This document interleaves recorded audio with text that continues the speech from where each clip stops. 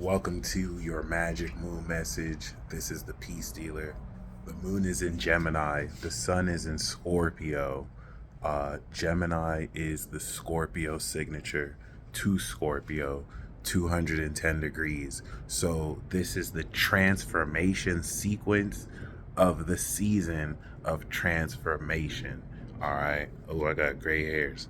We are breaking through during the breakthrough period. So I'm gonna spit a little bit of jargon just to make sense of that, at least to provide the mechanics of this interpretation. Once again, this is my personal interpretation. So, for those of you who might be watching me for the first time, the way I like to share these horoscopes or really transit forecasts is I will calculate the angles the planets are making, all relative to the sun and with each other. Okay, I'm basing this on the invisible space created by the sun's ecliptic path intersecting the Earth's celestial equator. And that gives us our seasons. Seasons are a wonderful thing. Scientists have been looking into the effect of seasons on people's temperaments, meaning that the season you were born will kind of show difference of temperaments relative to different seasons. Astrology, basically, if you understand that each zodiac sign is a season in a sense. All right, a little bit of a reach there, but you're coming into an understanding of what I'm basing through this seasonal understanding. I said understanding twice, now three times. Um, the Earth has low electromagnetic frequency, so let's just assume that it is a tuner, and we can look at these transits as the relationship between the frequencies the planets are emitting and what the Earth tunes. I am not a physicist, so that was a very shitty explanation. But that being said, all right, the sun is about in the second decan of Scorpio. Now, if we were basing this off of the constellations, we would be talking about it in the constellation of Libra, okay? But constellations are not zodiac signs. One is a visible star grouping that's not equal 30 degrees. You can do both. You can do military time and you can do regular time. So you don't have to really say, oh, it's this or that. The sun in the constellation of Libra is the same as it being in the zodiac sign of Scorpio. What makes it in the zodiac sign of Scorpio is that now the clock is shifted back. We are coming into more night than day. It's all based on our relationship with the light, that the sun travels faithfully and consistently on its ecliptic path. I want to get as good as astrology and astronomy to where I can see it in the sky and write the chart, but thank God I have electronics, whatever. That being said, if you would like to look up your natal chart, if you would like insight into what this Scorpio season is about, I will let you know how you can get a reading from me, or you can at least know what you're looking for with readings for other people. So that being said, we're basing this on the sun. Scorpio mathematically is 210 to 240 degrees on the ecliptic path. Very important.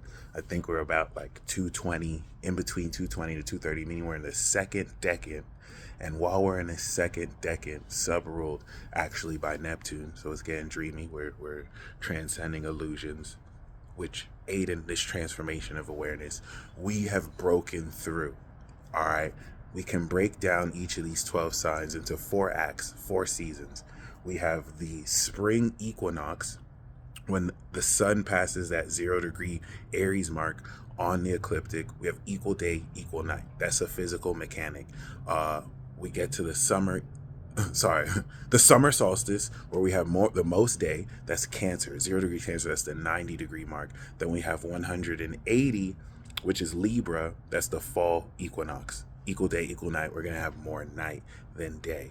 All right. We don't deal with the precession of the equinox. So the shifting, that 23 degree difference between angles doesn't apply here, because we're not going off of constellations and fixed stars. We're going off of the zodiac. This is all math. All right. So with that being said, breakthrough, the first season, the spring season, is the activation. This is where we bring in the relevant characters for the year. The plot starts to define itself. Then we have summer, which is now integration. Everything we activated from Aries, Taurus, and Gemini. I am, I have, I think. We activated now Cancer, I feel, Leo, I will, Virgo, I analyze, right? How we integrate. We're now we're seeing those seeds break from the ground. And now Libra, I balance, Scorpio, I transform or trust, Sag, I see, right? Which is now collective. It's the social signs breaking through and ascending into the level of godhood, higher perception. And this is breakthrough. Right now is where we are. And it's cool because after Virgo season, the turning point happened, right? We had a crazy season 2 twist and plot twist, and now we are getting ready to break through season 3. Sagittarius season is going to be the finale for season 3, and 2025 was different, so this is going to be a wild finale. All right, everything is kind of cooking up. I think around this time last year, which is a season 3 on the way to plot twist, the president was announced, right? So this type of period is always kind of controversial. It's a spooky Scorpio season. So we are in the second stage of breakthrough. Second stage breakthrough, Scorpio being the 8th sign, means that we've broken through in Libra, the expression of our character we define in Aries, which we firmware update every year. I am this year. We understood and felt what that's like through Cancer. And Libra, we break it through. This is how we demonstrate and present socially our individual definition. So Scorpio borrows from Virgo's analysis. Virgo, we had the eclipse, which unlocked behavioral patterns we are leaving behind because the North Node in Pisces is shifting our belief systems with Saturn and Neptune transcending decades worth of collective beliefs so that we are heading into what we'll know coming into the future, the new world. We're heading in a new world next year. 2020 was the beginning of the end, the apocalypse. I'm saying a lot. And then Saturn Aries next year, we're starting a new cycle. Okay. So Virgo, we shifted these behaviors. We applied it towards others in Libra. And now Scorpio sheds the fat. Scorpio in transforming takes negative habits, takes habits we're not renewing on our subscription, and we cut the fat so that now we can ascend with this wisdom into higher light. Scorpio takes the actions through Libra and deepens the intimacy, the trust, transforms the dynamics in these shared emotions. This is sex, this is trust, this is other people's money. So we had the full moon in Taurus, which now is 180 degrees to this breakthrough transit. We've started to manifest the grounded quality that enables us to dive deeper in our connections with yourself and with others. It took me 8 minutes to do this intro. I just should have been 4. But now the moon in Gemini is going to change our mindset. Every month, every 28 days, when the moon goes through a mutable sign, we're shifting perspective. When the sun goes through there, it's a 30-day game changer. So we are now changing our idea around what and who we trust, around what we are aware we're transforming. This is very key because when the moon was in Pisces, we were understanding why we're transforming, right? When it was in Sagittarius, we were seeing the higher meaning of what seeds we're beginning to transform. Now, Gemini is now helping us understand what is transforming, and this is where we come into the first aspect. So Uranus is 0 degrees. By the time the moon comes out of Gemini, it's going to retrograde back into Taurus.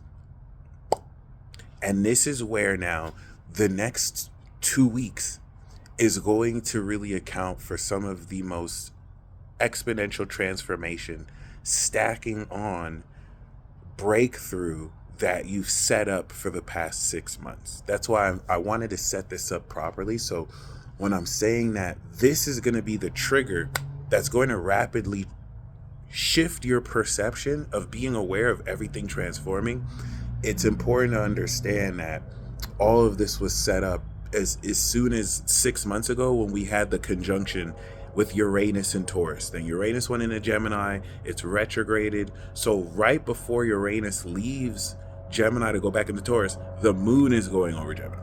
This 0 degree activation, as the moon moves like a few degrees every hour, is hyper accelerating, reawakening, quickening, and now establishing this update of the unconventional, innovative shifting of your mind.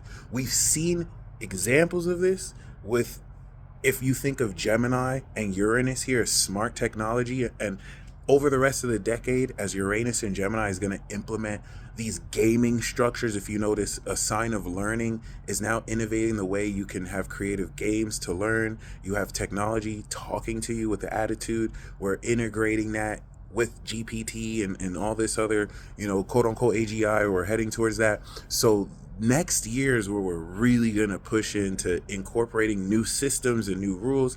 This year is where we're phasing out the old. Saturn and Neptune's retrograded back into Pisces, and I can't emphasize enough, this final conjunction before it goes back into Taurus is the trigger that's going to not only shift your perspective but induce this radical understanding of everything that's transforming around you. Okay, so the Scorpio signature the moon in Gemini is making to the sun in Scorpio is like lifting the veil over your eyes, and it's having you listen to people in intimate ways that you've done before, because we have this aspect literally once a year. So the update is going to be similar, but every year we do this, just like any technology, it works through different bugs. It borrows on the previous cycle. So now, unlike last year when we had this transit and Uranus never made it to Gemini, this year, now we're having the first moon Uranus Gemini. I mean, we had this different months, but for this year, right? And that's going to set off the rest of this Scorpio season, rapid transformation. So I want to get that out the way. It's trining Pluto in Aquarius. Pluto, which at this point may be squaring Venus or about to, and Venus is going to cross that finish line, is intensifying how the nuance, the psychological nuances you notice in your dealings with others that apply this transformation of character, and I should say wealth, and the ideas with which you invested. A transit like this is going to have people snitch on themselves. I mean, say things that maybe they may not realize could betray their inauthenticity or reinforce more of their authenticity. And another beautiful thing about this is, as we shift our ideas and mindset about who more we trust, and now really seeing the shift. And that's the beautiful thing about the moon in mutable signs. In Gemini, we've started it. In another day and a half, the way you're going to approach the rest of this transit, your mind's going to be changed. And that's not special. It happens all the time. It happens every 28 days. Last month, we were shifting our idea around how we demonstrate our character to people. 2 months for that in Virgo season. We completed Virgo season by shifting our mindset to complete this change in our behavioral patterns. Now this change of mindset is going to transform the psychoanalysis that goes in to dealing with others, trusting other people, money, wealth. I think this is going to really be great for those of you who've been making investments in your relationships and insecurities, and you're going to really approach it with a much more unconventional mindset. But it's not like a one-done thing. This is just another 28-day update. Okay, next month, we're going to go back to having moon on Uranus and Taurus. Now, I want to talk about the sun that is slowly inching up to trine Saturn and Neptune. Saturn and Neptune, about a week ago, we had the conjunction of the moon when we had the Leo signature. We were fully expressing this activation and integration of wisdom through how we believe we can really express this intensity, and our imagination now aligned with belief systems that are not fugazi and delusional, that allow us to express this. Any inauthenticity that triggers anything that doesn't support, because you're being delusional, it's not going to work. But if you are, it pushes through. So now the moon in Gemini is seeing, how do you apply that in your conversations with others? How is the ideas you are shifting aligning with the week ago shift in your belief systems? The moon squared in Neptune, North Node, and Chiron can't be ignored, because it is a check while we're shifting our perspective. If last week you have aligned belief systems that work, But now the moon in Gemini, what you're thinking and saying clashes with those belief systems. The square is going to scream loudly. And that could feel like failure. That could feel like frustration. It's just a standardization check. So you're not out here sounding stupid and delusional to people who will pick up on it immediately. What you want is for this challenge of the moon in Gemini shifting your understanding of your thought process to align with what previously you've shifted in your belief systems, because it's happening every day. The moon enables you to revisit what you did at a previous degree and let you know what happened in the time. So every time the moon goes there, it's like a lens that's like, here's how you shifted it.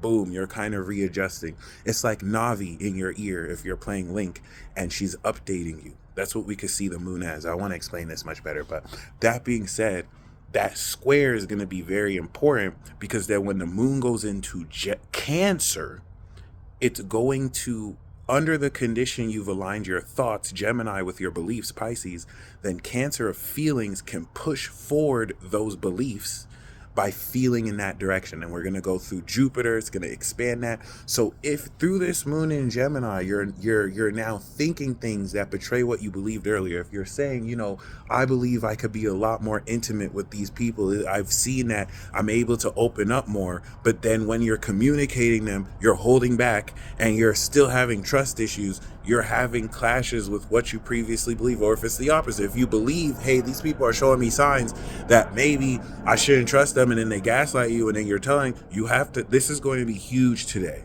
especially now Mercury and Mars is in Sagittarius too. So the moon in Gemini is going to show you how this thinking is aligning with Mercury in Sagittarius, taking your brain processing this higher meaning in experiences. So it's showing you what it looks like. This opposition in T-square is actually going to be not only super magical, yes, but that's also what's magical, meaning changing your perception. This is what's going to account for a lot of confusion with the lack of Virgo and just a South Node. If you're believing what people are showing you and saying without any research or without any facts, that's just a rule of life, right? But it's going to be very exacerbated.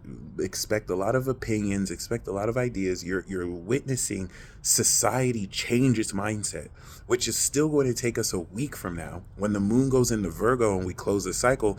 Now we're going to analyze how everyone was fucking lying now in the next week. It's going to take us a week to really now be like, hey, remember you said that last week? It was a lie. No, this wasn't real. Okay, this was real. So just put with a grain of salt, everything what people are saying. They might in that moment believe they're telling the truth. Always give shit time. And this is just meant to transform your approach and your mindset. We're going to do this again next month, but it's going to be the full moon in Gemini, which is going to be crazy wild and wild crazy. But until then, we're going to close out this spooky Scorpio season. Moon in Cancer is going to apply this shift of your brain and your mind to now what you're feeling, and how with this psychoanalytical season, you're coming into a deeper, meaningful understanding of what you feel and what direction you're taking that. So before that, you're activating this transformation. This is where that conjunction of Uranus is going to quicken the way your brain processes opposite Sagittarius. You're going to start to see things and patterns you wouldn't have seen before when you were operating off of previous programming with which you're rapidly shedding, and you can't really discount the level of information you're processing in this day and age versus before. So give yourself time to rest and process, but have fun with this as well. You can look forward to uncanny revelations any day, but especially on this day. And that's why I say with the T-square, the square to Pisces and the opposition to Sagittarius, make sure that what you're seeing is aligned with what's true versus with what sounds right or believable. Okay, because a lot of what we're going to go for now is going to change in a week when we're starting to understand how much of what is being said now is factual or just sounds riveting. Okay, cool. So you do that, you will get finessed. That being said, look forward to breakthroughs in finance and find ways to really communicate, elements of trust issues or dynamics in relationships you actively want to transform. And I will see you in the next magic moon message. And until next time.